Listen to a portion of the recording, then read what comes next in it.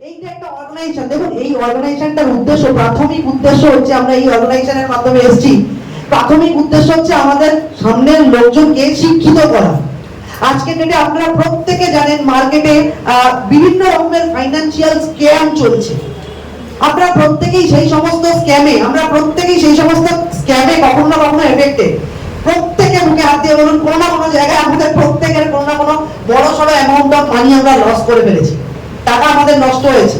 কেউ না কেউ আমাদের ইনসিস্ট করেছে, আমরা ভেবেছি হয়তো আমাদের উদ্দেশ্য কখনোই খারাপ ছিল না, যে আমাদেরকে বলেছে সেও আমাদের ভালোর জন্যই বলেছে, এবং আমরা করেছি যখন আমরা আমাদের ভালোর জন্যই করেছি। কেউ নিজের ক্ষতির উদ্দেশ্যে কোনো খারাপ কিছু করে না, বা যে বলেছে সেও কারো খারাপের উদ্দেশ্যে বলেনি, কিন্তু আলটিমেটলি খারাপটা হয়েছে তার কারণ আমাদের কাছে তার প্রপার নলেজটা বা সঠিক জ্ঞানটা ছিল না।